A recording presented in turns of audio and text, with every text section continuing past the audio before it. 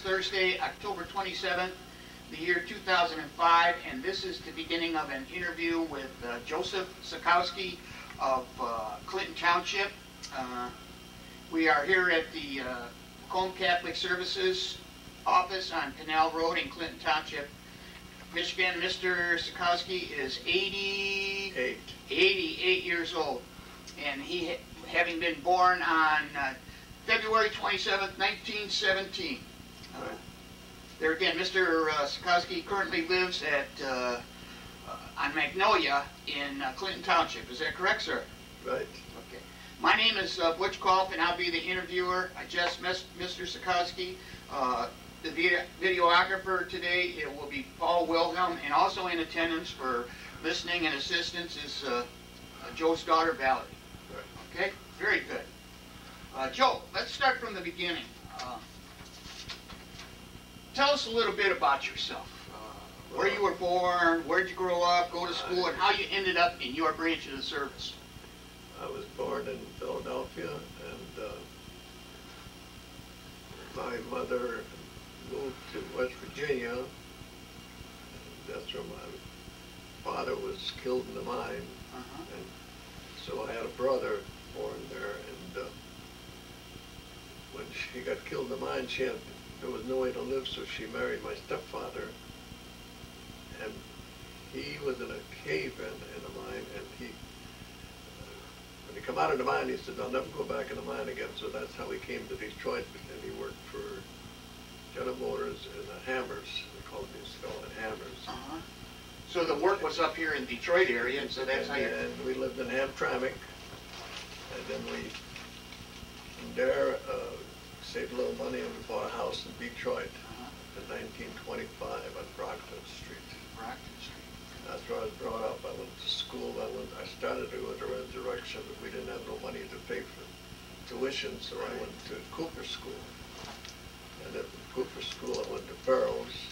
From Burroughs, I went to Cass Tech. I didn't graduate, but I went to 11th grade. And the only thing I can remember about Cass Tech, Lindbergh's mother was one of my chemistry teachers. Oh, is that right? Yes. Charles Lindbergh? Charles Lindbergh's mother was a chemistry teacher at Cass Tech, and she was my teacher. And I got the best grade from her.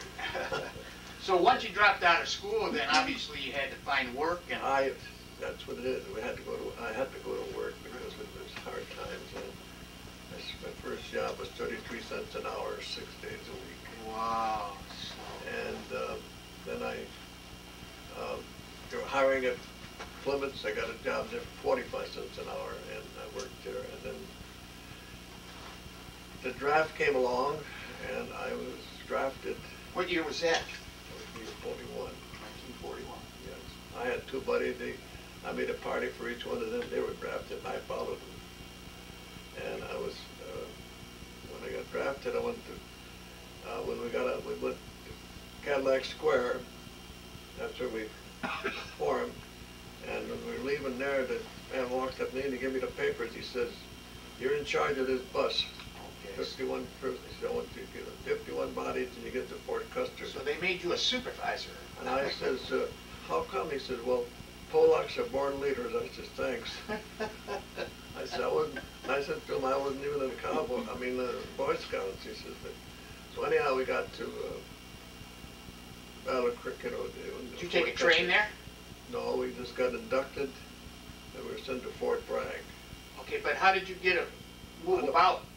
We went on a bus. Okay. And we had one stop, and we had trouble with this one guy, Budjowski. Couldn't hardly get him out of there because he got hidey hole, and then we got to the camp, but when we were going to be inducted, he insulted the colonel, so soon we got inducted, he went to the guardhouse. Oh boy, oh boy.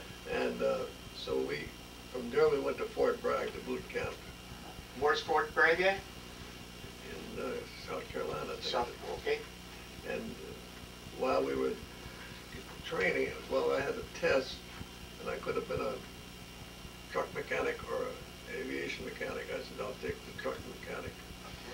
So afraid of air. And while we were there, the Japanese, Pearl Harbor. Okay. We were in barracks there. So you were actually drafted before the war broke out. Yes. Okay. Yes, we were in boot camp. So then we were in boot camp, and the clothing we got was from World War I. Wraparound leggings, flat hats. The spats. And I wrote my mother a letter. I said, the only thing fits is the necktie, you know. And then 14 of us were sent to Camp Blanding in Massachusetts to the 1st Division. Well, let's back up a little bit briefly at boot camp. What did you think about the physical experience, the training and stuff? Well, the one thing you learn is discipline in a camp like that, you know, because we were there and we had one guy that he wasn't going to march. He wasn't going to keep in step. The rest of us were in step. So we went to get a pass. He says, nobody gets a pass but Turner. He's the only one that was in step. So you know what happened the next day. Turner was in a step and he made a, you know, right. And then if you went in the mess hall and, hey, pass the salt down, nothing happens. Please pass the salt down. You know, this is kind of, this is what you call discipline. That's what you learn there. Yeah. And basically that's what it was, but that was it. And Self-discipline is what it was. But they trained you hard down there, boy. They would, you know, if you were never in shape, you went on 20-mile hikes just like that. They said, you went on a 20-mile hike, and I never hiked 10 miles, you know. Of course, a lot of guys fell out, but they had, we used to call it a chow wagon back there, you know, the medics would pick you up and tune you up a little bit and put you back out there. They toughened you, you know. Yeah. But I didn't stay very long in basic. I did get the full training, but they drafting, you know. Right. So they was the 1st Division, and then got a whole new outfit of clothes and everything. And the war was going on in Europe, though. Well, Japan had I don't know when they declared the war. Probably before Pearl Harbor, but anyway, so you come out of boot camp, and where did you go? I didn't mean to interrupt you. Well, the Camp Landing 1st Division that was their headquarters at that time. Where's that at? Massachusetts. Massachusetts. And from there we went on maneuvers, went down to Georgia and Alabama. And we were in maneuvers there, and then we wound up in Jacksonville, Florida. So maneuvers is like really simulated training. Right. What you're going to expect when you go into battle. Right. And we wound up in Jacksonville, Florida. We were in these big tents, and it was snowing there. It was snowing in Georgia? Jacksonville, Florida. Oh, excuse me. In Jacksonville, Florida, it was snowing? Yes, it was snowing and cold. Is that the weather you brought from Hamtramck? Is that what it was? So anyhow, we got on our GM trucks, because I was in the artillery, so we didn't walk, you know. And we drove from there all the way to New York, and I boarded this big black ship, and that was the Queen Mary. Queen Mary. Yeah, we got on there, and we didn't know, you know, when you're boarding it, you don't know what you're getting onto. It's about 1942 sometime? Yeah, and so when we got on the ship, and then they told us that this is the Queen Mary, the whole division's on here, and she would, they'll escort her to the middle of the ocean, and then she goes on her own, because she goes 33 knots an hour, and she zigzags. And the rest of the Yeah, support couldn't keep up. Yeah, and so while the board ship, it says breakfast starts from 6 to 12, dinner from 12 to 6. Wow. You slept in a hole in a room.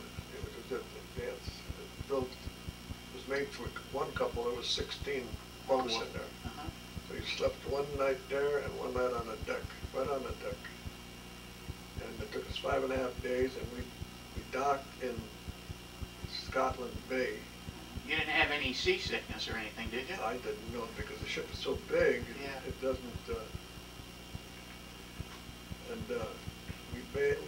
we docked in Scotland, and we got off at Glasgow. Yep. From Glasgow, we went to Tidworth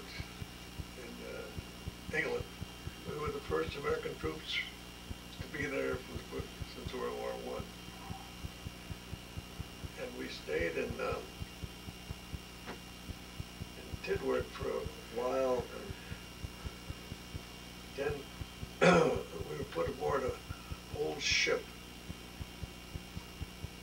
We lived on this ship. Actually, from the day we got on it to the day I got off was 50 days on this ship. Oof.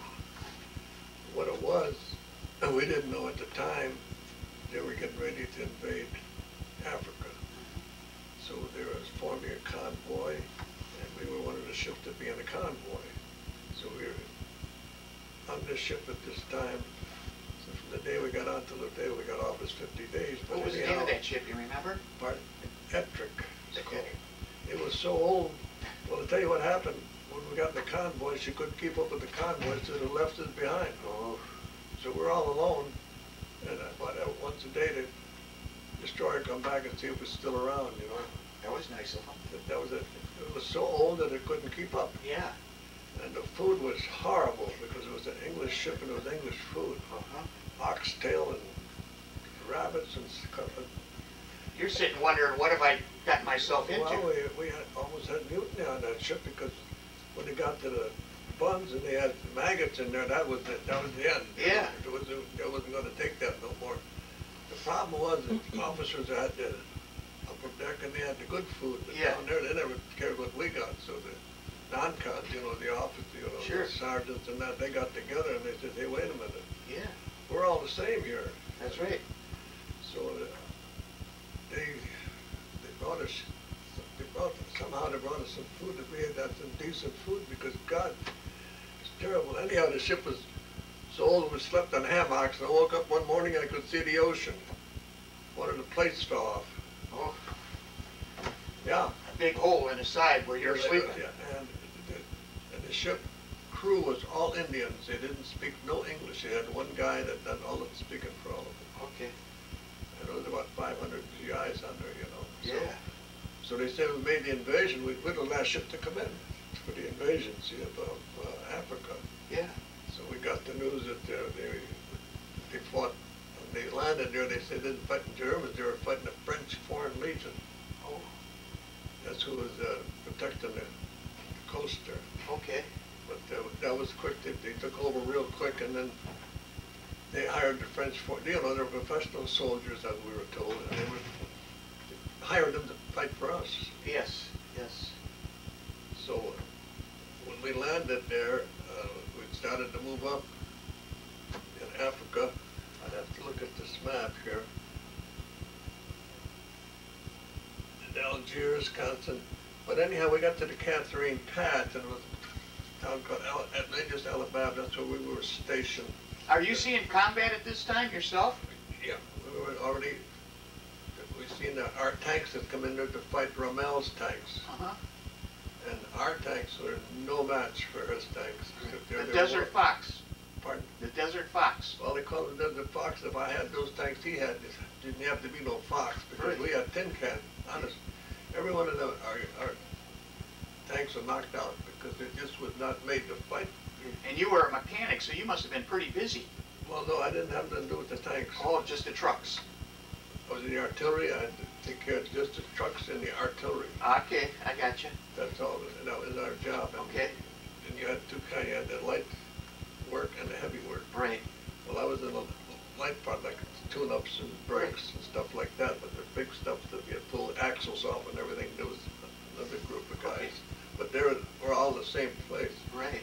If we run out of work, we'd have to do work there. The bad part about being a mechanic is sometimes you stop and these guys can go to town. You've got to work on the truck to keep the equipment going. See? Right. So that was it. So anyhow, when we got to Maize, Alabama, there was a big battle, and the captain come down and he says, we've got to destroy all our equipment. We're being overrun. So our guns, they put certain kind of a thing in there that destroys the gun. And then you hit the highway and walk to the point. That's what it was, see. And we didn't know what was going on. Right. We didn't know. We just done what the captain said or the officer said. And so we're not in not the whole group, it's just small little groups that were going there. There's only about 6 of us walking down the road. Right. And see, really you don't know what's going on. We until we got the Stars and Stripes, and it said the 1st Division made a strategical withdrawal from the Catherine Pass. We were So you weren't privy to all the plans that are going on. You just did what you were told. right. You just do it, and you don't ask no questions, and that's the only way you get by real good. If you ask too many questions, they ain't got no answers anyhow. Even some of the officers didn't know what was going on, you know, only the high stuff. Well, being a young man from Hamtramck, how did you feel about all of this? Well, I just took it in stride. What else could you do, you know? And another thing about chow, you never got it full blast. You always short of chow. And when you're moving like we were moving, we'd always pick up strays. We're short of chow already, you know. We went down to maybe, only getting 60%. We'll pick up maybe 10 strays, because we're the last ones. Remember, the guns is going ahead of us, right, and we're behind because we're the service. Right. They're servicing all these guns. So they wind up, we picking them up. So you got 10 more mouths to feed? That's right. I feel for the mess sergeant because he's got 10 more mouths. But I never heard anybody complain about it. The only thing we had at my office was black coffee. Yeah. Never run out of coffee. And what they call it, Joe or Java or? Well, they just Java, I guess. Yeah. But while we were in Africa, I just don't remember where. General Pathan, we were bivouac, and he stayed in our outfit. I seen him every day.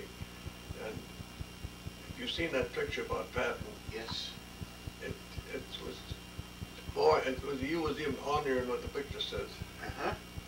He says he made a speech one time. He says, "The more them some bitch and dead krauts I see, the better I feel." And that was his kind of a talk. Right. And then them 2 pistols, they were shiny, and that helmet was shiny, and you knew who was the boss there. But he was a man's man. He's not just talking, he's walking the walk. That's right, and they says that was his guts and our blood, but they always knew that if he sent somebody down there, he would be there. He was that kind of a general that was, you know, in the front. And he made one mistake by slapping his GI around who backed away from the beach. And I'm not too sure that he wasn't from our outfit. I never did know, but yeah, the medics was there, and he slapped him around, which he shouldn't have done. Because, you know, a lot of guys, you know, they were like mama's boys and that.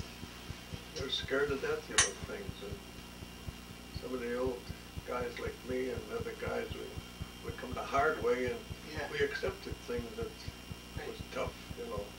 Because it was, you know, we had nothing but... You're a little older, a little more mature, and that was your duty. Yeah, like we used to eat cornmeal. We were real poor, you know, cornmeal, so you think. Some of these guys are mama's boys, and they had an easy life and couldn't accept it. Your growing up experiences carried you through. Right, so you had to do it. So we had, sort of, just happened, this guy might have been one of those, I don't know, but anyhow.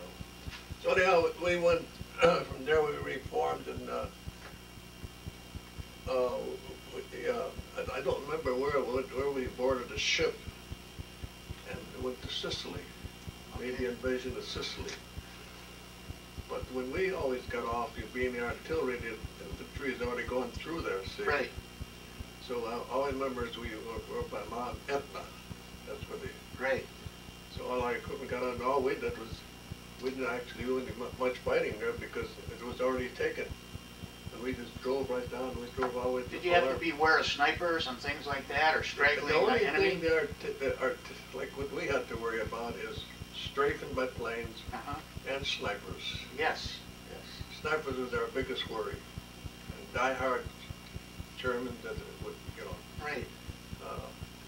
I'll get to the part in France what happened. And we went through Sicily, just drove right through it. We didn't do much fighting there. Right. And we boarded a ship and come back to England. Did you come through the Mediterranean then and around Gibraltar and up? Yeah, we come back. Now, obviously, they're not going to tell you exactly where you're going or what you're doing. So you don't know. You don't know. The only time you know is you get the Stars and Stripes that do that. Okay. What happened? So we come back from Sicily. We come back to England. And we were told we're going to be in the invasion. Okay. And they never put the whole group in one boat, you know, they split it up. Right. Well, I wound up on a LCT, which was good in one way, because it was a big, it had about, I don't know, 4 or 5 tanks on it, see, equipment, and so. That's for landing craft. That's a landing craft, the big landing craft, big one. Right. And so when we started for the invasion, of course, you see these pictures of these destroyers going by and they're shooting it. There was so much firepower on that beach, you know, the firing from the ships. Sure. You wouldn't think an ant would live through it. Right. But just as soon as the GIs hit, the first 2, 3, 4, 5 waves, they wiped out the man. Not a one. Not a one. Those Germans were bunkered in pretty good. Yeah, because the reason I say that is we were coming in and we got hit, like I told you. Uh-huh. The engine room in the back got hit, we got turned around. And we were standing, we had no power to be pulled. Right. So they had to get us to shore because they needed the tanks. Right. But in the meantime, we've seen all this going on, wave after wave of soldiers coming in there. One stepping over the other one, and hundreds of them floating around in the water that didn't make it or was shot before making it. Right. And a lot of them, I hate to say this, they didn't carry the orders out. They said, don't sling your rifle across. Put it on your shoulder. You sling it across, you can't take your pack off. Right. They drowned. Because like you said, landing craft sometimes 10 foot of water. Yeah. They're supposed to hit this. Ain't too many 10-foot GIs. And they say, well, we hit a sand barge or something. That's not a bump because they don't want to get that close to the shore. Right. So a lot of them just drowned, and those that didn't drown, they could pull their pack off. But they're going in there, they ain't got nothing. Right. See? So when this was going on, they had to get these tanks off of there. When you're looking over and seeing this, is your first thought about survival? You know, you just want this to, you know. Well, I want to get off that thing and. You're like a sitting duck out there. When it landed, me and this guy got, well, I was with a bunch of us. Right. So we started to get off of that thing and we'd run, and it was machine gun fire, so I run behind a big stump and he didn't. Some general there, I don't know, they tell me it was General Roosevelt, I says, you get your ass back there and get those equipment going. Right. So him and I, we went back there and we helped get that stuff off. And the machine gun fire was still coming, so we just ran, you know, I don't know how we got by. I didn't have no gun, I lost a shoe, lost my helmet. I picked up my helmet to walk. And in the meantime, I got to tell you one story. We seen a big hill down there, and they'd pull the gun out, and they'd fire on our ships, because we had a lot of cruisers, and as far as I could see, that was just all ships and landing crafts and whatever. This thing would come out, they'd fire it, and they'd pull it back in there. So when we'd fire with our guns, we'd hit the side of the mountain. So we watching, and here comes a Navy torpedo plane. You could see the torpedoes going in that one. Oh. That thing just raised up and went down. That was the end of that. Okay. That was a help. Yeah. So anyhow, we regrouped. I don't remember how we got their equipment. We regrouped, and we started to move through France. And like I say, always, our problem was always, we never had to fight the enemy. In the beginning. But just aircraft, strafing, and snipers. And in this one place in France, we bivouacked there, and we walking, and this guy was a medics, and the medics have a white cross here. And he's walking, I'm walking with him, maybe another fellow walking. He gets it, and we could hear, right in there, Sharpshooter.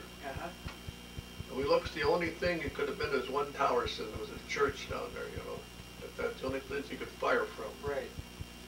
So our captain says, there's no use trying to capture him. He just brought it, one of our guns up there and just brought the whole thing down there. Right. Now we got him, you know. But that was one of our problems.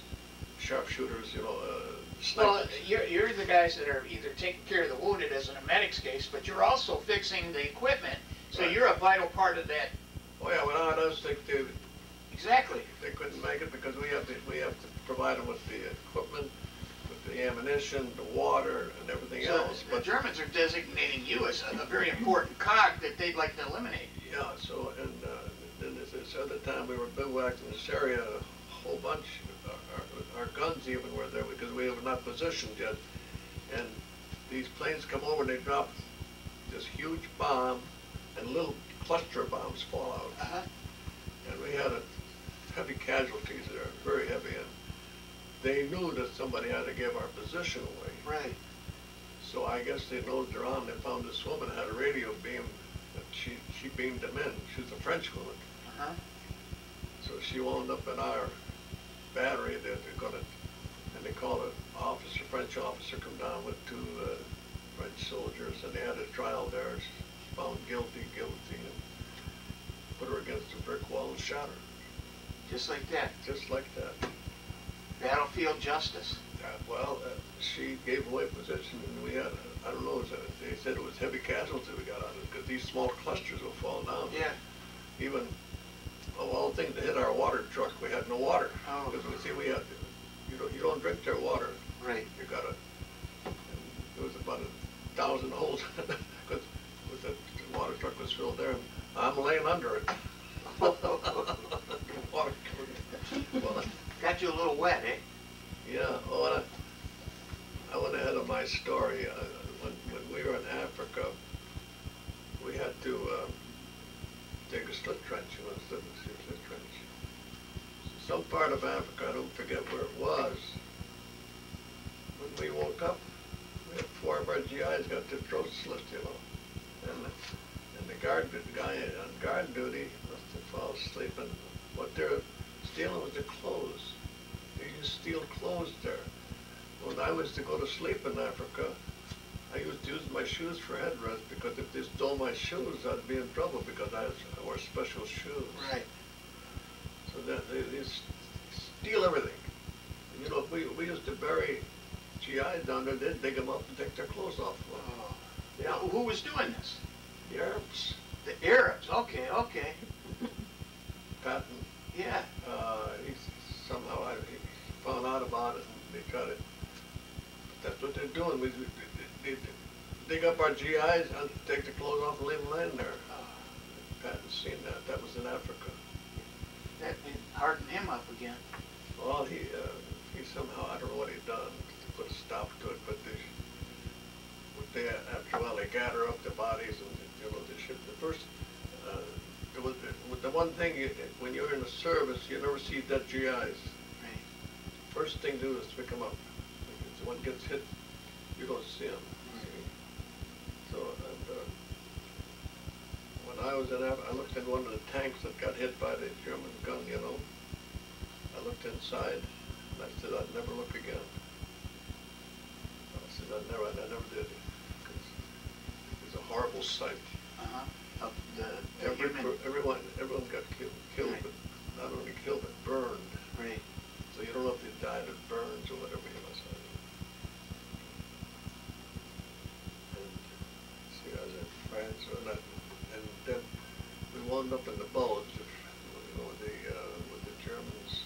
This is landing at Omaha, going through Normandy and France. And then we wound up and while we were in, and we wound up in Belgium, in the bulge, and they were dropping the supplies by the airplanes, see. And it was cold down there, and we stayed in an old barn down there, and this poor guy we had one horse there, and every morning we'd get up, and this one guy says, I swear I gotta kill that horse, because every time he had a movement, it stunk to the high heavens, and the poor Belgian guy comes down and breathes it. So anyhow, and when we left there, we had to go get deloused. And you know, this is cute here. We were at Aachen. We brought our guns up, and they said it was 1,000 cannons shooting at Aachen. We were in that group, and so we were firing there, and so we were allowed to make a bonfire because I was not at the fire at that time, but little kids would come around, you know. We'd always give them chocolate to Right. see the kids, you know. This time the particular kids come down there, and we didn't know he drove live ammunition into the fire. And we understand he'd done that purposely, you know. He was one of these, the Nazis trained him to The Hitler Youth or something? Yeah, the Hitler's Youth, right, yeah. And in the process, we wound up at the Garde prison camps with Germans in it, you know. So we got to see the Germans, you know, and the regular German army soldiers. You didn't have to guard them, but we had to watch the assessors because they were mean and they'd kill you. So and they'd sing all night and keep everybody up. So the colonel said he found some big logs, and he said, "You take two of them, put a log in their shoulder, they're to walk with these logs until they're tired of it." So this one, my buddy there, he had two of these assessors with a log on. He says, "I'm an officer. I don't have to do this." He says, "You better do it." He says, "Oh no, I'm an officer." He took the butt of it, hit him right across his face, you know. He really busted him up, and so they come to patch him up. Brought him in to be patched up. And what happened? He says he fell down to hurt himself. And he says, "No, you hit me with the rifle." So the doctor says, "Well, I got to write a report. Which one do you want? Did you fall down or did he hit you?" He says, "He hit me." He says, "Well, I can't patch. Did you hit him?" "No." He says, "Well, what? I can't patch him. He's bleeding." He says, "Did you fall down?" He says, "Yeah, I fell down." Okay, now I can fix you. You know what I mean? Because yeah. it was, so I'll never forget that. And the reason he done it because his brother was killed in this. Right, he had a little His chip brother on was his killed, shoulder. and he wasn't going to take no crap from no nuts. Right. That's true. And, Jesus. You're doing good. I got lost here somewhere. I went from Aachen. That was the most firing I known in Aachen, but we were in the Belgium. Have you fired your rifle and all these things yet? Well, maybe once or twice. Okay. We shot at it. We shot at a German. We had this Durant. This machine gun. There's 9 of us shot at him and shot his toe off. I said, "Well, that's not much." No kidding. He was running across the road and we shot at him. And when we got there, he had the toe off. So, because we were not. Our job was to, you know, what it was, the artillery. Yeah. And the thing is, you got to understand something about the howitzer. I don't know if you know what a howitzer is. The howitzer is a gun that loops the shells over a hill. Now, we never see what we shoot at. We have what they call an observer. A spotter. A spotter. And then they'll call for firepower. He'll go down and he has to set up what he thinks it should be. The distance, the range. Yeah, and so we shoot a smoke shell. And then he takes it from there. You know, he'll sit there. So a lot of times people say, "Well, we shot on our own soldiers." I wouldn't be surprised. I never know that we did. Right. But I wouldn't be surprised because everything has to be coordinated. If they move up too far and we're shooting in that area, we're going to hit them. Yeah. And if we're not, and if we back up and we're shooting, it's either way, you know what I mean? It's got to be all coordinated with the spotter. The spotter is the guy that's going to tell you. Yeah, and don't forget we're 105s, and we got 155s. They're bigger yet. They're twice as big as ours. And what was the range of a howitzer? It's about, let's see. I always forget now. It's not very far because it loops. Right. Down. And these are towed with Jeeps? No. They're towed with a big GM 6x6, 4x6, 6x6 GMs. They're towed. Right.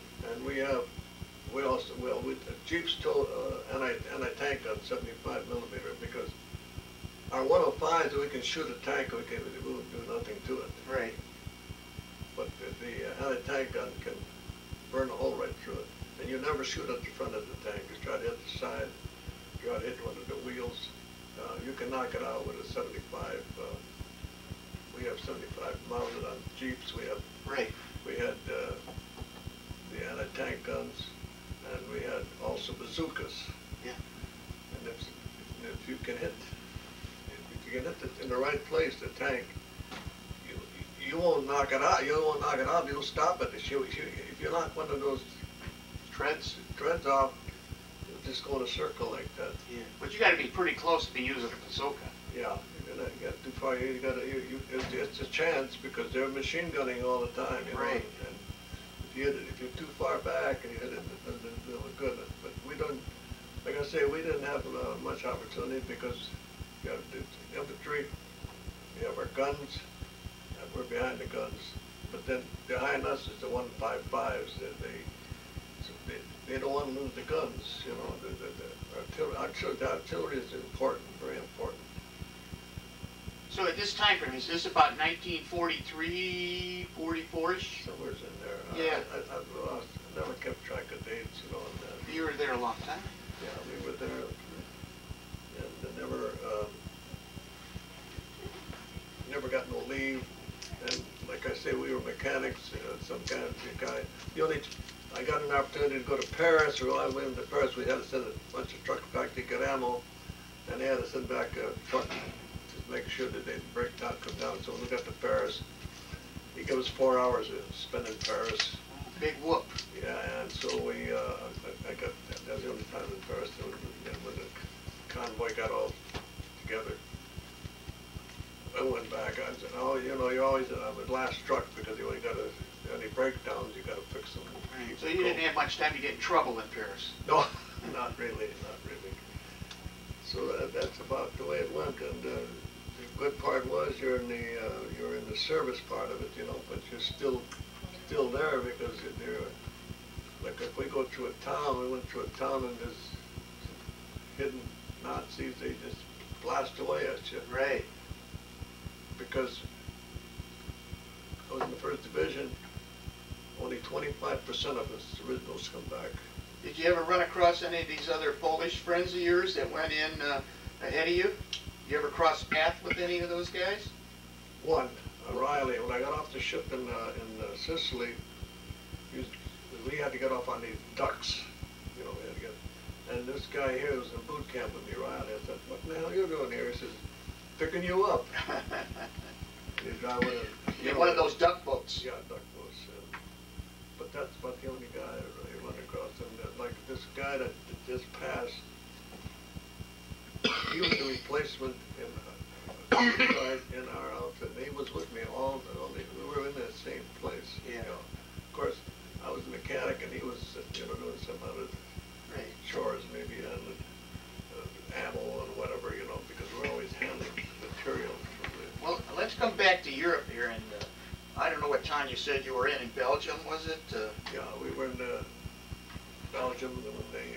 you were guarding a prison? Well, in between there, we guarded a prison for a couple of weeks or something like that, and then we went into Belgium. I don't remember. We just went, I remember where we were at, but we were surrounded. We couldn't get out, you know, because they were dropping supplies to us. Because really, as a GI, you don't know nothing what's going on. You just have to... Your little pocket of war where you're at, that's all you know. That's all I know, and the rest of it, find out later what it is. And so we were in this town, and there was this little village, and it was, all I know, it was cold, and I would get up, and I had to fix brakes up, and because one of the problems with these big trucks is brakes, you know, they pull these big guns that burn their brakes up, and you'd have to rework them, make sure they work, and then always fix the brakes, and so that was part of that. I can't remember what happened, how we got out of there and went to wound up in Czechoslovakia. That's when the war ended. That's where I was. In Czechoslovakia? Yeah. You were just continuing to go forward and forward. Yeah. Our whole division was there. See. Yeah. And we had the points to come back. We had twice as much points as you need, so we were the first ones to come back, see. Were they doing replacements at all while you were there? Or? We were being replaced all the time because we're always losing men. Even though we were in the artillery and service, we got men. Well, in one sense, fortunately, your number was never up. Right. You know, but yet again, it'd be nice to say, "Hey, Joe, let's go back home." But yeah, because even the guys behind me that had a heavy-duty truck, he got hit. See. Yeah. So they wanted me to drive it. I said, "No, I'm going to stick with this one here." And so then you'd have get hurt. You know, one time they picked up the truck and put the wheels off, and one of the guys fell off the jack and got his legs crushed, and stuff like that. But we never always getting them replaced.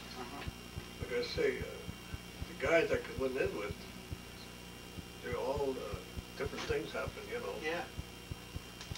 Well, I used to say one guy was unloading ammo, and he dropped out his testicles. Prior to the interview, you mentioned about your a story at Omaha Beach, and then you said a few months later you were called in and get in your dress uniform. Yeah. And what was that for? There's the where's my envelope? Okay, we got your envelope. They're right up on my What do you bronze look star. at? Oh, okay. You got a bronze star, eh? Yeah, Okay, is that it here? that's it. Okay. This says a citation for Bronze Star Medal, and it states Joseph Sakowsky, and they give you a service number, Technician Grade 4, Service Battery, 32nd Field Artillery Battery, for heroic achievement in connection with military operations against the enemy in the vicinity of Saint Laurent Mer, Normandy, France, the 6th of June, 1944. Voluntarily subjected himself to heavy enemy fire. Sergeant Sakowsky assisted in the salvage from the surf and repair of a number of his battery's vehicles. His heroic devotion to duty prevented loss of valuable equipment and contributed materially to the success of the invasion. He is a resident at Elizabeth, Detroit, Michigan, and this is issued to you on the 31st of August, 44. And so you were called to come and receive your medal and got this citation? I didn't know nothing about it. And well, I hate to say it wasn't voluntary, it was an order. Great, well. It was an order from and I understand it was General Roosevelt there, and I couldn't do it, but he said, and so he just went back, and there was only, I think 2 of us, but I don't know how many got off. 2 of us went back there. And, obviously you were thought of highly enough that you contributed like it states. And so I never knew anything about it, because I thought maybe I got it for another. We were bivouacked in an area, and it was a minefield area, so everything got out but my truck was sitting right in the middle of the minefield area. So, so the captain says, I can't ask for volunteers. He said, your truck there, Sergeant, he called me Sergeant Bigham, because there was another guy with the same name I got. Oh, no kidding. Yeah, he was from Chicago. His name was Joe Sakowsky. So he said, how do we get around that? We said, Little Joe and Big Joe. Okay. So I was Big Joe. Bigham. So he says, that's your truck? And so my assistant called him Chick. I said, well, Chick, I guess we're elected. He says, yeah. He says, we got to go to that field. And what we know about mine, nothing. So we walked all the way to my truck, and we got in it, and you still got to drive it out, So we drove it out, and we got in the convoy. We didn't get hit. At the same token, just as we got in the convoy, an officer come riding by with a Jeep, and he stopped, pulled over to give us some orders, and he pulled over on the shoulder, and he blew up. Oh, my goodness. And the driver got killed, and the officer had his both legs blown off. Oh. But they put him on a truck. But see how fate works? I see how God was watching over you. We was in this minefield, and we met it. He just drove off on the shoulder, and it blew up. How were you getting information about the family back home? Were you getting... We get mail, and there was another thing. Whenever you send mail, it was always captain had to read it, you know. And so we So had you one- didn't give away any secrets? Well, But you didn't know nothing, so, you know. No, they sent to the, you know, the captain is sent to the mail, and you know better not to put any information in, right? That's Right. what you're doing. But the audacity of all this is that some guys had, this one guy had a girlfriend in England, and he was, you know, pretty heavy with her, and he had a wife back home. Oh. So he wrote a letter to his wife and to his sweetheart, and he swore to the day we got discharged that the captain switched the letters. Until he got the, yeah. He got in trouble. You know, I was going to explain to his wife his sweetheart. Right. Then he had this sweetheart in England, you know. Oh. But that was common, you know, they say the colored guy says, we're American Indians. Yes. They left their mark to 25,000 little ones. Oh, yes. And England said, one time you got to take them. He says, nope. Oh, Yeah, boy. but really, there's 25,000. Wow. Legit, that's what was in the paper. 25 souvenirs they left behind. And England wanted to dump them off on us. And we said, no, that's the way it goes. But in getting back in Africa, Dave carried a lot of material, and a lot of material was disappearing, blankets and stuff, like truckloads of it. Right. And there was this, I don't know what they called them, they were hauling it, and they were selling it. And this was really, no. So I understand that they had a truck, they caught these guys, they hung them. Was this black market? Were these weren't Americans, were they? Yes. Oh. And I understand they had a truck just to hang them, you know, it had a loose to hang them.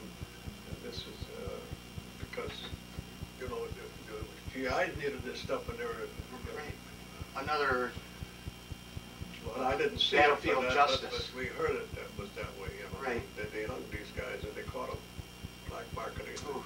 Our blankets and stuff, because you may not know it, in the summertime it's 120 and at night it gets so cold you gotta have a blanket. Is that right? Yeah, I woke up one time in a trench hole and I didn't know there was that many bugs and rats and everything in Africa, because you walk up and there they are under you. Because they wanted to get warm. Yeah. So anyhow, I used to sleep under the truck on top. Right. That'd be my, I wouldn't sleep in the truck. Right. Sleep under it, you're more safe. Like I said that time in France, the truck got hit. I thought he was underground in all the water. I was underneath the thing, but I wasn't alone. Me and another guy was underneath there. So, but I guess that's you forget a lot of things, you know. You just Well, and I don't want you to forget this, because war is hell, but you could add a little humor to your story. You told me outside in our preview that you and a buddy went exploring. It was someplace in France. We went looking for cognac. Oh. I was in charge of the jeeps. We took a jeep, this guy and I, and we wound up in this town, and it hadn't even been captured yet, and so they thought we were liberating them. We're just looking for them. But you actually had gotten lost too, right? We were lost, absolutely. And when our outfit come through, we joined them. And he says, "Boy," he says, "you don't know how lucky you are." He said, "I was ready to court-martial Bonius." I said, "How could you do it?" They said, "I said, how could you do that? We captured the town for you." So A little bit of humor to your journey there. well, anyhow, I forgot about it because, you know, there's good officers and bad officers. We got an officer one time in France, and we were in this bivouac area, and our captain had to leave for some reason. And this 6 o'clock in the morning, we're going to have calisthenics. We said, "Hey, you're nuts." He said, "We're getting striped every day." Right. "Oh, you're going to have calisthenics. Get out here, you know, take your shirts off and do it." Oh my God, you know, about 150 of us out there.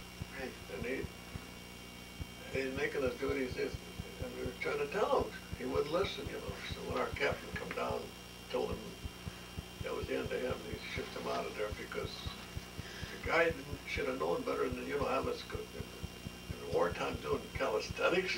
Morale's a very touchy issue, and you don't want to tick the troops off. But that's, I was just anxious to get back, and So you're in Czechoslovakia when you get the news that yeah, the war Germans ended. had surrendered and the war's over? Yeah, and then I met two Russian soldiers, and they're Mongolians, Uh-huh. and they had a pint of that nice whiskey they give you. I took one shot of that, and I thought my shoes were going to get off. I said, that's enough. They drank that steady, you know. Just like water. Yeah, and they were Mongolians, and I could speak Polish, and you know, I could understand Russian, but their language was entirely Right. different dialogue, and they were short, dark, and Did you ever have an opportunity when you were going through Europe there to use that Polish language? well, one time we were somewhere in Germany, I think it was. They had German soldiers fighting.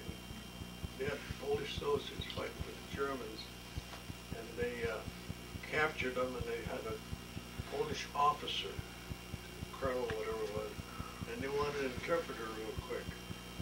So they came to the outfit, and they says, you got a Polak in the outfit? He says, yes, Sakowsky, he's a Polak. Are you Polish? Yeah. So he said, we want you to interpret this colonel. So he's talking and talking, he says, what did he say? I said, I don't know. He said, I thought you was a Polak. I said, I thought I was too, but the Polish that you have here and over there is, you know, it's a different dialogue, and you're mixing a lot of American words. I didn't go to Polish school. I went to Polish school, I probably could understand it. But you know, if I stayed there, I'd have probably picked up the language. So you didn't use any damabuzis with any of the Fräuleins? No, I never had, Fräulein, you mean in Germany? Damabuzi.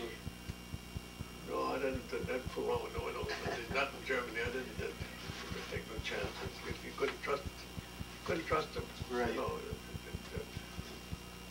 like, we're going to the town, we stopped down there, and the guy's running the house looking for wine, anything. Right. This one guy pulled a bottle off, and that was the last bottle he pulled off. He blew the whole place up. Booby trap. Booby trap, right. Another guy across the street pulled the same thing, and he got killed. So, always looking for something to drink. So now that the war's over, you're in Czechoslovakia, how long did it take you to book out of there and leave? And obviously, A couple of days, right out of there. okay. Because, like I said, we had the points, we had been too long overseas. Did you have to wait for replacements, or they No. just kind of said, They just took us pack out. up and get out? They get out, that's how it was. Back up and get out. Left everything there.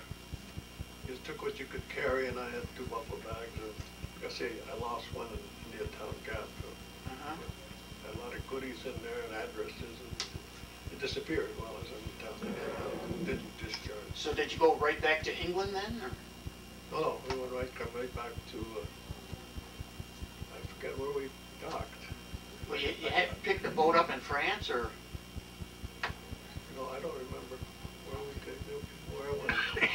I could have flew back. I didn't want to fly back. I come back on a boat. Right. But I could have You had a choice. had a choice, but I didn't want to come back on a plane. I wanted to come back on a ship. Right. I don't remember now, but I So- know it was right away. Did you come back to New York? Evidently, I did. Because I was discharged at Indian Town Gap, Philadelphia. Okay. But I don't remember now. The only thing I remember is that the guy that from my neighborhood, and I remember I told you he got drunk and they put him in the guardhouse. Right. He was being discharged the same day I was, and he was in Australia. Oh, wow. He was, the reason he was in Australia because if the show would lose all the islands, he was going to make a headquarters in Australia, so he wanted a home guard. He was a home guard, about 400 of them. He had a deal made. He had it made. Yeah. And this is the guy that was in the brig. Yeah. Wow. So Bad Boys got a good deal. Yeah, he says I didn't do nothing but just go out over there and get drunk and everything. And you said, you son of a gun. And, well, that's how he died. He drank too much. Okay, well, he learned some tough lessons. And then the funny thing is, when we were leaving to go to the army, we all stopped at Happy Waller's. The 3 of us had a drink, and there was a guy on the end of the bar, and he was Judge. Oh, you suckers are leaving? I says, yeah. So when we come back, this Budowski and I, we stopped at Happy Walters, you know. That was the first stop. Like yesterday, there's a judge sitting on the end of the bar, 4 years later. Wow. The suckers are back, huh? Put them high. Yeah, his name was Judge. Judge. Yeah, he was in the neighborhood. Was that like in Judgy, meaning grandpa? Who knows? No, he just a guy. And the sad part is that this Budowski, he got drunk and he was sitting on the sofa and he smoked a cigarette that caught fire. Oh. One of his friends had run in and got him, but too late. Yeah. And the other guy, Budowski, that Mihalski, he died. He got stomach cancer, and his wife wouldn't even let us know that he was dying because he had dried up so much. So you came home to the Detroit area, got rid of all your Army stuff pretty much, and now you're going to go into civilian life. Well, the first thing, my brother didn't go to the Army because he was taking care of my mother and he wanted to get married. So You're still single, right? Yeah, so he getting married, and at the hall, there was 5 guys got discharged with me. I got, just come on with the wedding. So they all came there, and I seen my wife sitting there. She's a blonde, never met her or nothing. I says, I'm going to marry that girl. Wow. He says, oh, you're crazy. And I did. Yeah. So you courted her for a few years? Huh? You courted her? You chased her till she caught you? I chased her, yeah, so she got tired. So we're married now 58 years. Wow. And tell me about your family. How many kids do you have? I have Joanne, that's the oldest, and then I have a son, David. Uh-huh. And then This is the baby? that's the baby. That's the baby. And you have how many grandchildren? 7. 7. And you've told me you have how many great-grandchildren? 3 boys. Fantastic. And another 4th one coming along. Fantastic. Yeah. So life is good. And where did you end up working? Chrysler, Plymouth. At 42 years and I retired. Wow. So that was it. Yeah. I've got Social Security now and I got a pension there. And Life is good, isn't it? Yeah. Well, I thank you for your story and history, but now I want to get a little bit of your memorabilia, and maybe you can give me some history on what this all means. Let me just reach across here and get your jacket that you have. It looks like you pretty much could still wear this. Yeah, I think I could. Yes, you do. You have some campaign ribbons, and you have some medals here. And this is what, your tech sergeant? Yeah. And this is your 1st Infantry Division, or what is this? The patch is the 1st Infantry Division, the patch. The 1st Infantry Division? The patch. And I have the ribbon's supposed to have, you get a ribbon for every Campaign? So I don't have all the ribbons on there. And I had the... Well, hold this up a little bit, and then Paul will get some shots of your medals here. and then you got those stripe stickers represent 6 months overseas. 6 months overseas here? Each one. I know that from your biography, you have the Bronze Star, the Good Conduct Medal, the American Defense Service Medal, the European African Middle Eastern Service Medal, with 8 Bronze Stars and a 1 Bronze Star arrowhead. It's supposed to be on here, on this ribbon right there. Yes. Okay, let's, well, I'm trying to back this up here. This is quite a decorated jacket. Anybody that's just in the war period, you know, deserves medals, but you went up and beyond the call of duty. And you have some pins here signifying some proud Americans, infantry, some other patches, and Still has the dog tags. yeah, sure. Oh, that's the original dog tags. That's the original dog tags. You kept them all, eh? That's the only thing that's original. Okay. And here's Joe's dog tags, and on the dog tags, for those that you don't know, you have his name, his service number, his Tech 42, which, you know, sergeant, and That's his mother's name. his mother's name. I didn't know they put that on there, and where street and where she was born, and we have this little notch. You know what that's for? If you were killed in battle, they would put the, and they put your jaw down, so if you were found in the field, they could identify you. They would keep one, take one, and then put that on the body. Isn't that correct? That little notch. You also have a little book there that shows the first infantry's fighting schedule and the campaigns, and which is a good recollection of where you are and some of the names of the towns. And did we miss anything that you want to talk about? I don't think so. You served your country well, proudly? I done my best. Were you a member of any VFW or American Legion? Well, I joined American Legion. Well, first of all, I was in the Handbits and it broke up. Then I joined the American Legion and we left that. And then I joined the Veterans of War, and I left that because I was working 2 jobs, whatever, to keep going. And I'm going to stop this. in order to be a good member, you've got to do a lot of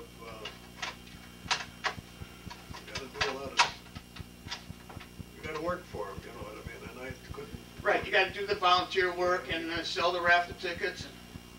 The Handbits, Katie and I, she was the cook, and I was the vice president and everything. And you wind up doing all the work. Everybody wants to count the money, but nobody there to help make the money. I understand. I've been there, done that. I know what you mean. It's in all the clubs like that, you know. So if you have the time and you want to enjoy it, good. But if you don't have the time, it's hard on you. Because life's going on. You got kids to raise. And Yeah. The only thing I should have joined is the Knights of Columbus, the state one, but I didn't. So.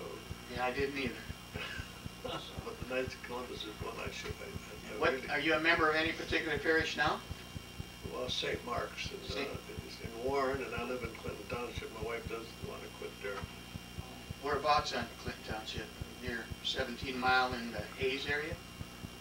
You know where we live? Yeah. We live only 1 mile, 18. Oh, okay. You're real close. You could have walked here, right? Well, a couple years ago, I couldn't. Not right now.